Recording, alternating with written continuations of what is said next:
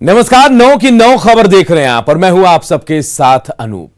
सबसे पहले खबर उस शराब माफियाओं की करते हैं जिनकी चालाकी जो है धरी की धरी रह गई। छपरा में उत्पाद विभाग ने मोबिल टैंकर से भारी मात्रा में विदेशी शराब की खेप को जब्त किया है। शराब की एक खेप यूपी से लाई जा रही थी। गुप्त सूचना के आधार पर कार्रवाई की गई। हालांकि इस मामले में एक शख्स को गिरफ्तार भी किया गया है। जब्त शराब की अनुमानित कीमत जो है 10 लाख से ज्यादा बताई जा रही है। शराबबंदी के बाद भी बिहार में शराब तस्करों की करतूत रुकने का नाम नहीं ले रही है और ताज़ा मामला छपरा के मसरक से आया है। आप देख सकते हैं कि ये मोबिल जले हुए मोबिल का टैंकर है जिसके अंदर भारी मात्रा में विदेशी शराब बरामद की गई है। ये मसरक के बंसोही चेकपोस्ट के पास उत्पाद विभाग ने यह कार्रवाई की है। देर रात इसे पकड़ा गया है। ये संदिग्ध हालत में वहाँ से गुजर रहा था। पहले तो समझ में नहीं आया कि इसके अंदर मोबिल के अंदर शराब कैसे हो सकती है, लेकिन जब उत्पाद विभाग के अधिकारियों ने इसकी जाँच की तो इसके अंदर में भारी मात्रा में देख सकते हैं कि उत्पाद विभाग के जो कर्मचारी है उस शराब को निकालने में काफ़ी देर से लगे हुए हैं। लगातार शराब के कार्टून इसके अंदर से निकल रहे हैं। तो कहीं ना कहीं एक बड़ी सफलता मानी जा रही है, क्योंकि हाल के दिनों में जिस तरह से तस्कर अलग अलग अंदाज में तस्करी कर रहे हैं तो कहीं ना कहीं उत्पाद विभाग के लिए मुश्किल जरूर, लेकिन लगातार सफलता भी मिल रही है। हमारे साथ उत्पाद विभाग के अधीक्षक मौजूद हैं, इनसे हम बात करते हैं। सर, क्या मामला है पूरा? ये गुप्त सूचना मिली थी कि उत्तर प्रदेश से एक टैंकर आ रहा है जिसपे वाइल्ड टैंकर है, जिसपे कुछ विदेशी शराब लदा हुआ है। हम लोगों ने अपना चेक पोस्ट लगाया था। टीम हमारी वहाँ पे लगातार मुस्तैद थी। उसी क्रम में ये टैंकर को हम लोगों ने, वाइल्ड टैंकर है, इसको रोका। उसमें हम लोगों ने जांच किया तो करीब विदेशी शराब ऊपर से दिखा तो हम लोग उसको लेके आए हैं। आगे इसमें विदेशी शराब निकाला जा रहा है, गिनती की जा रही है। तो उसके बाद जो आगे कार्रवाई की जाएगी। एक व्यक्ति को गिरफ्तार किया गया है, वो आगे डिटेल उससे लिया जा रहा है। जो भी इसमें इन्वॉल्व होंगे उस पर कार्रवाई की जाएगी। हाल के दिनों में शराब तस्करी के कई अलग अलग मामले सामने आए, जैसे दूध के केन के अंदर में इस तरह से किस तरह से दिक्कतें आ रही, किस तरह के मोडस ऑपरेंडी अपना रहे हैं शराब? ये तो लगातार अपना अलग अलग मोडस ऑपरेंडी चेंज कर रहे हैं जिससे कि पकड़ा ना जाए, लेकिन फिर भी जैसे हम लोग को सूचना प्राप्त होती है हम लोग अपना कार्रवाई कर रहे हैं। तो बिल्कुल जैसे ही सूचना मिलती है पुलिस कार्रवाई जरूर करती है, लेकिन शराब तस्कर जो है लगातार तरह तरह के हथकंडे अपना रहे ताकि उत्पाद विभाग पुलिस के आंखों में धूल झोंका जा सके। लेकिन उत्पाद विभाग के अधिकारी लगातार लगे हुए। यही कारण है कि मसरक के बंसोई में पिछले 2 महीने के अंदर कई ऐसे मामले सामने आए जब मोबिल के टैंकर में या कुछ ऐसे गाड़ियों में गुप्त तहखाना बना करके शराब की तस्करी का खुलासा किया गया, उसमें पकड़ा भी गया है। लेकिन इसके बावजूद ये तस्करी का ये सिलसिला रुकने का नाम नहीं ले रहा। संतोष गुप्ता, न्यूज़ 18, छपरा। मुंगेर के सदर अस्पताल में मरीजों को गुणवत्तापूर्ण भोजन उपलब्ध कराने के मकसद से दीदी की रसोई का शुभारंभ हुआ है। उद्घाटन के मौके पर डीएम रचना पाटिल ने कहा कि दीदी की रसोई महिला सशक्तिकरण का सबसे बढ़िया उदाहरण है। अस्पताल प्रबंधन के मुताबिक मरीजों को 3 टाइम भोजन दिया जाएगा और इसके बदले प्रति मरीज 150 रुपए प्रतिदिन के हिसाब से जीविका को भुगतान किया जाएगा। भैया जीविका में नहीं जुड़े थे तो हम लोग घर में बैठे थे। जब जीविका में जुड़ गए तो हम लोग बचत करने भी सीख गए। घर में बैठा रहे थे, बहुत अच्छा।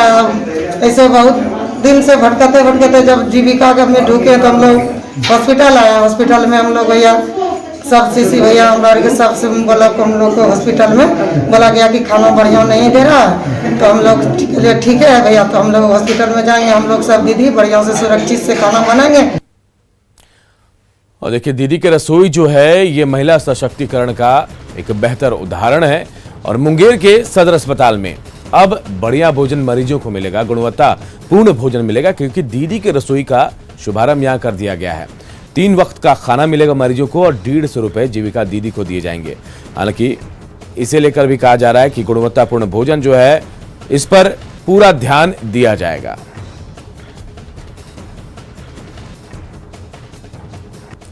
और देखिए, खबर के मायने को भी समझते हैं। 12 जनवरी 2021 को कैबिनेट में इसे लेकर फैसला लिया गया था। इसके बाद 38 जिलों के 56 अनुमंडल ऐसे हैं जहां के अस्पतालों के लिए फैसला लिया गया। मरीजों को शुद्ध और पोषक भोजन मिलेगा, यह कहा गया। इसके अलावा महिलाओं की आर्थिक हालत अच्छी होगी, इस पर भी बातचीत हुई। इधर पूर्णिया के अस्पतालों की व्यवस्था को सीएम ने भी देखा था और इसके बाद पूर्णिया के अस्पतालों में जीविका दीदियों के माध्यम से भोजन उपलब्ध कराया जा रहा और सीएम नीतीश कुमार इसे देखकर काफी प्रभावित हुए थे।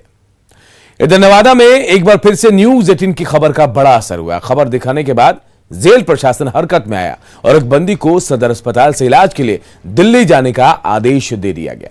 न्यूज़ 18 ने खबर दिखाई थी कि राम प्रवेश यादव कई महीने से सदर अस्पताल में पड़े हुए हैं और उनकी तबीयत बिगड़ती जा रही है। मेडिकल बोर्ड ने उन्हें बेहतर इलाज के लिए एम्स रेफर कर दिया था, लेकिन गृह विभाग की तरफ से आदेश नहीं मिलने की वजह से वो दिल्ली नहीं जा पा रहे थे।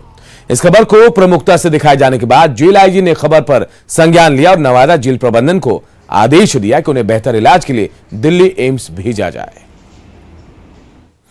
मदद किए सर हमको जाने के लिए, बहुत धन्यवाद है सर। अच्छा, क्या आदेश मिला आपको?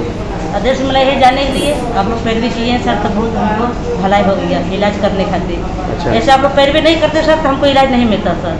अच्छा, यही दिक्कत हमको सर था, आप लोग मदद किए तो हमको मिल गया इलाज करने के लिए।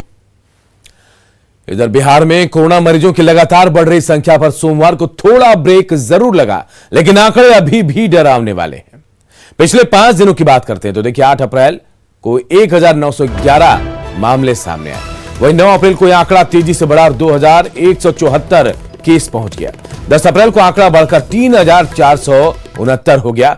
11 अप्रैल को देखिए 3756 मामले, 12 अप्रैल को 2999 और रविवार के मुकाबले सोमवार को 757 केस कम आए हैं। हालांकि कल 7 लोगों की बिहार में कोरोना से मौत भी हो गई। इधर झारखंड की बात करते हैं। देखिए झारखंड में कोरोना संक्रमण की रफ्तार बेकाबू दिख रही है। कल राज्य में लगातार तीसरे दिन 2000 से ज्यादा संक्रमित मिले। कल झारखंड में 2366 पॉजिटिव मरीज मिले और इसी के साथ राज्य में कोरोना संक्रमित मरीजों की संख्या 15,343 पहुंच गई है। और सबसे गंभीर बात यह है कि यह संख्या पहली लहर में सर्वाधिक संक्रमितों की संख्या 15,541 के 5 पहुंच गई है। कल राज्य में 2366 मरीजों में से रांची में सबसे ज्यादा 787 मरीज मिले।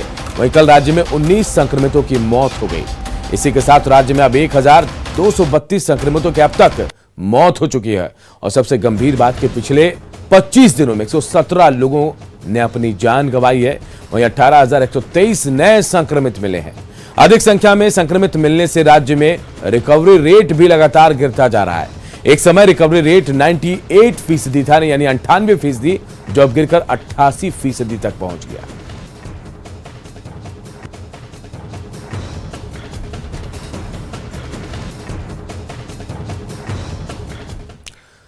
और देखिए झारखंड में अगर पिछले 5 दिनों के कोरोना संक्रमण की बात करें तो हर दिन जैसे जैसे दिन बढ़ रहा है, दिन के साथ कोरोना संक्रमण के आंकड़े भी बढ़ रहे हैं। 8 अप्रैल को 1882 कोरोना संक्रमित मिले तो 9 अप्रैल को 1925, 10 अप्रैल को 2373 संक्रमित मिले तो 11 अप्रैल को 2296 नए मामले और कल राज्य में 2366 कोरोना संक्रमित मिले हैं।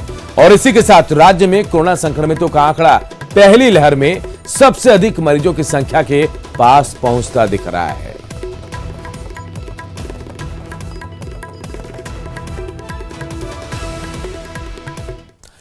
और देखिए कोरोना के लगातार बढ़ते आंकड़े राजधानी रांची के लिए भी चिंता का सबब बना हुआ है। 11 अप्रैल को रांची में कोरोना का आंकड़ा 1000 को पार कर गया था, जो पिछले 1 सितंबर को मिले सबसे अधिक 951 मरीजों की संख्या से अधिक है। लेकिन कल रांची की हालत थोड़ी संभली दिखी। कल रांची में 787 संक्रमित मिले। स्वास्थ्य विभाग ने राज्य के 13 जिलों को रेड जोन में रखा है, क्योंकि यहां 4 अप्रैल से 11 अप्रैल के बीच 5% से अधिक केस मिले हैं। इनमें रांची भी शामिल है। इस दौरान राज्य में 12,138 नए संक्रमित मिले, जिनमें से केवल रांची से ही 5,262 केस मिले, जो पूरे राज्य में मिले केस का 43.4% है। वह राज्य में अब तक कोरोना से मरने वालों की संख्या बढ़कर 1232 पहुंच गई है। इनमें केवल रांची से ही 317 लोगों ने अपनी जान गंवाई है।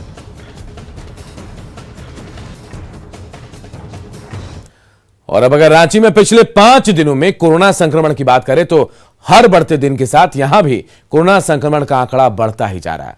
5 दिनों के आंकड़े पर नजर डालते हैं। 8 अप्रैल को देखिए रांची में 858 कोरोना संक्रमित मिले, जबकि 9 अप्रैल को 754 पॉजिटिव मरीज मिले। रांची में 10 अप्रैल को 904 कोरोना संक्रमित मिले, जबकि 11 अप्रैल को यह आंकड़ा 1000 को पार कर गया। वहीं कल राजधानी में 787 संक्रमित मिले। थोड़ी राहत कल जरूर मिली है।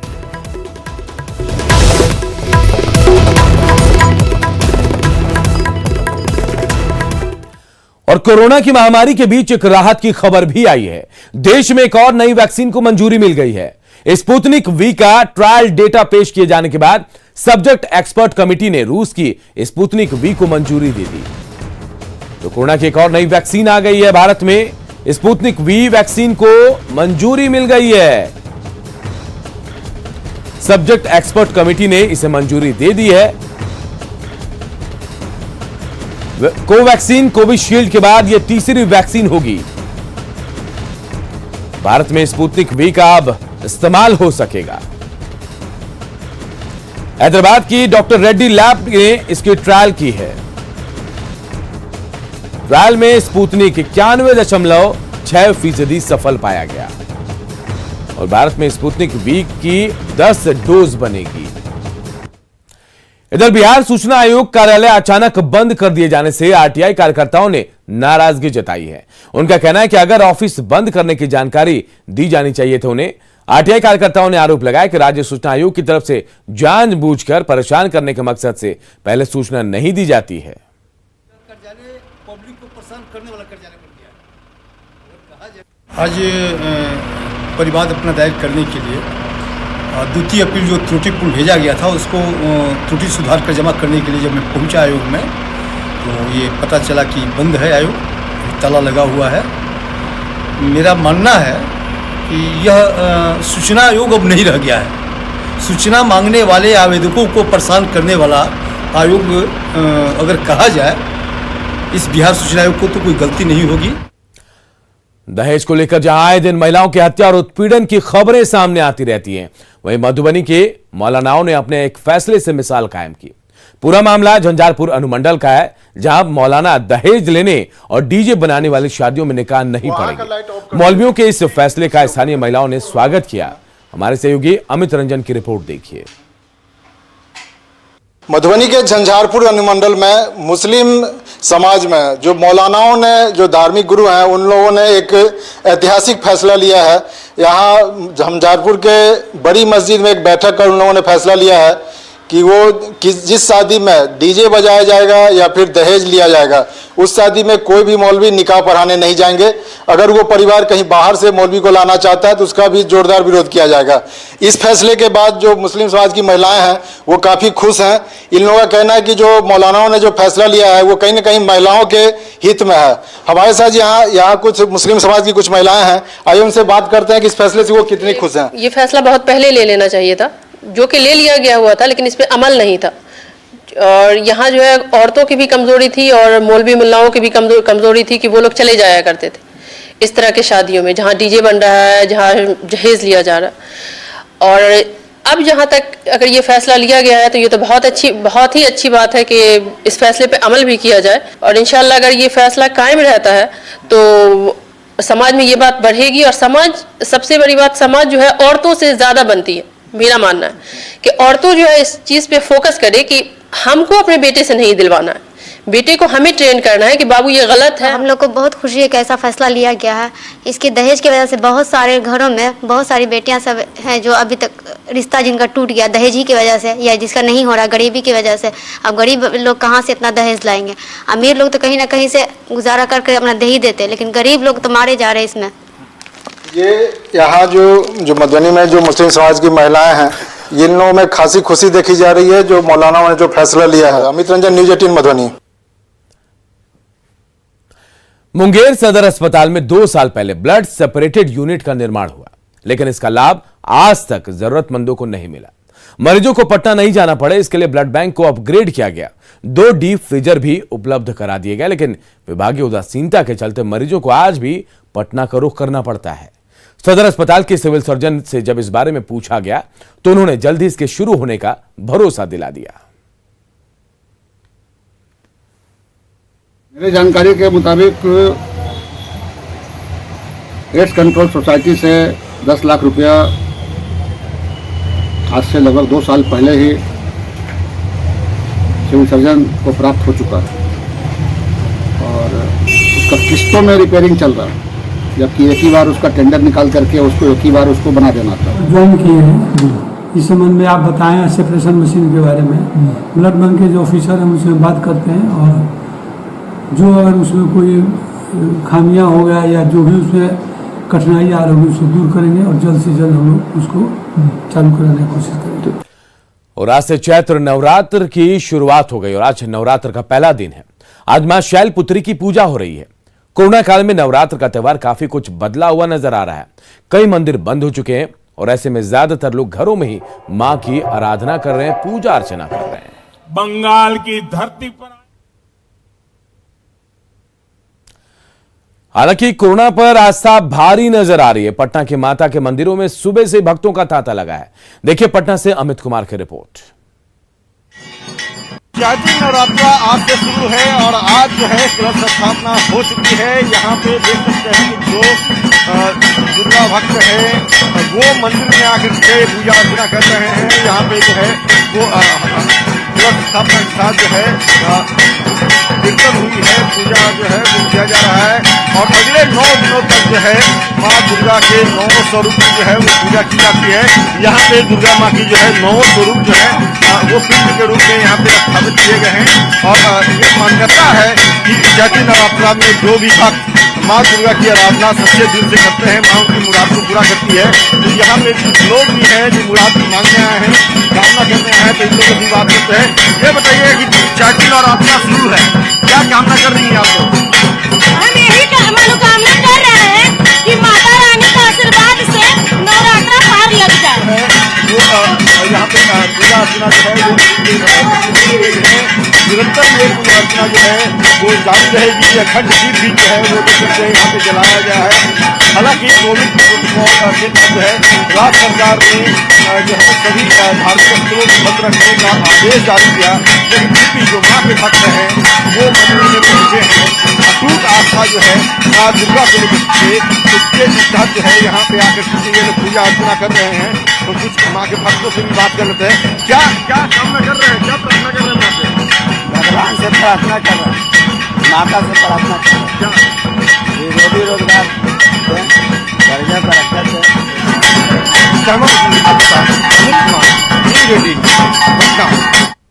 सहरसा में बाइक चोरों की करतूत तीसरी आंख में कैद हो गई। शिवपुरी मोहल्ले में बाइक चोरों ने एक बाइक की चोरी की और यह पूरी घटना वहां लगे सीसीटीवी कैमरे में रिकॉर्ड हो गई। सीसीटीवी फुटेज के मुताबिक रात के 1:30 बजे 3 की तादाद में आए चोरों ने बिहार शिक्षा परियोजना में सहायक के पद पर तैनात ओम प्रकाश की बाइक को उनके कैंपस से उठाया और चलते बने। जो तस्वीरें मैं आपको दिखा रहे हैं सीसीटीवी कैमरे की तस्वीरें, जहां 3 चोरों ने बाइक चोरी की करतूत को अंजाम दिया। रात 1:30 बजे की घटना और यह पूरी घटना कैमरे में सीसीटीवी के कैद हो गई। जमशेदपुर में टाटा स्टील के कर्मचारी के सिर पर खून सवार हो गया और देखते ही देखते उसने अपनी बीवी और बच्ची को मौत के घाट उतार दिया। इतना ही नहीं, एक टीचर को भी नहीं छोड़ा। आरोप लग रहा है कि चारों कत्ल दीपक ने किए हैं। जमशेदपुर में 4 लोगों की हत्या, 4 कत्ल, अनसुलझी स्टोरी। बच्ची, बीवी, टीचर का कातिल कौन? जमशेदपुर में एक साथ 4 लोगों को मौत के घाट उतार दिया गया। इस फोटो फ्रेम को देखिए, इसमें से 2 बच्ची और 1 महिला की हत्या कर दी गई है। हत्या का इल्जाम पति पर ही है, यानी यही वो कातिल है जिसने अपनी 2 बच्ची और बीवी को मौत के घाट उतार दिया। इतना ही नहीं, इल्जाम है कि इस कातिल शैतान ने एक टीचर रिंकी घोष को भी मार डाला। 4 कत्ल से पूरे जमशेदपुर में सनसनी फैल गई। मौकाए वारदात पर लोगों की भीड़ उमड़ पड़ी। मृतक के परिजनों का रो रो कर बुरा हाल है। मेरे भाई मेरे को फोन किया, अर्जेंटली टीएमएच पहुंची इमरजेंसी में। दीपक किसी को जो है मार घायल कर दिया है। हम लोग कौन है? तो उसके साथ में डंपर से काम करते हैं। हम बोले ठीक है हम आते हैं। हम तुरंत पहुंचे टीएमएच में तो देखा उसका सर से मार कर ब्लडिंग हो रहा। हम उसको फोन करा, फोन भी ऑफ बता रहा। फोन क्यों ऑफ किया? बोलता वो भाग गया है। हम बोला भाग गया तो हम बोला कि ठीक है। वो लोग बोले पुलिस केस कर। बोले ठीक है बात होने दो, क्या रीजन है हमको पता तो चल रहे। तो भाई हम तुम लोग साथ हैं। पीड़ित परिजन हत्या का आरोप दीपक पर लगा रहे हैं। इल्जाम है कि किसी जमीन खरीदने को लेकर दीपक गहना भी ले आया था, शायद अपनी पत्नी के मायके से। बहुत सारा ज्वेलरी लेकर मेरे यहाँ से गया है। वो सारा ज्वेलरी मेरे पास ही रखता है। मतलब भैया कल एक जमीन खरीद रहे, हमको पैसा की जरूरत है, हमको सारा ज्वेलरी चाहिए। हम बोले देख समझदारी से करना, हमको बताना कहाँ पर है, धोखा मत करना। तो उन्हें धोखा नहीं है, कल 1 घंटा समय निकाल चलिए रजिस्ट्री जाते हैं। कल एक तो जमीन खरीदने वाला था हरर गुट्टू में, उसका पेमेंट करना है, तो उसी लिए आज वो गहना वहना सब लेके आया था घर से कि बैंक में रख के पेमेंट लेके वहाँ कल पेमेंट करेगा, उसीलिए रोशन को बुलाया था। अब रोशन को किस वजह से अटैक किया है नहीं जानते हैं। अब रोशन को भी अटैक किया, उसके साला के ऊपर भी अटैक हुआ है, उसका बीवी को छोड़ दिया, बच गया। उसका वो कहाँ पे वो भी अटैक किया? बोल तो रहा है यहीं पे हुआ है। 4 कत्ल का इल्जाम टाटा स्टील कर्मचारी दीपक पर है। हत्या की गुत्थी अभी भी उलझी हुई है। ट्यूशन पढ़ाने वाली टीचर रिंकी घोष की हत्या से वारदात और पेचीदा हो गया है। यहाँ पे जब आया मेरे चाची ने देखा तो उधर से दरवाजा उनके फैमिली के साथ तोड़ा गया था, काटा गया था कदमों से लाके, तो वो उस तरफ देखा गया कि उनकी वाइफ और दोनों बेटी वहाँ पे उनका देहांत हुआ था, मर्डर किया पड़ा था। फिर जब हमने इधर खोजा तो पहले यहाँ एकदम साफ सुथरा दिख रहा था, कुछ दिखा नहीं, गाड़ी अंदर छुपाया हुआ था तो थोड़ा सा डाउट हुआ। फिर जब हम लोग जाके वहाँ पे पलंग वगैरह खोले तो देखे कि मेरी बहन की जो बॉडी थी पलंग के अंदर मार के डाला गया हुआ है। वारदात कदमा की है। टीचर रिंकी घोष को मारकर पलंग के नीचे फेंक दिया गया था। सोच सकते हैं कि कितना खौफनाक मंजर रहा होगा। जमशेदपुर से संवाददाता अभिनव की रिपोर्ट, न्यूज़ 18। और इस बुलेटिन में इतना ही। आगे देखिए भाभी जी मैदान में हैं।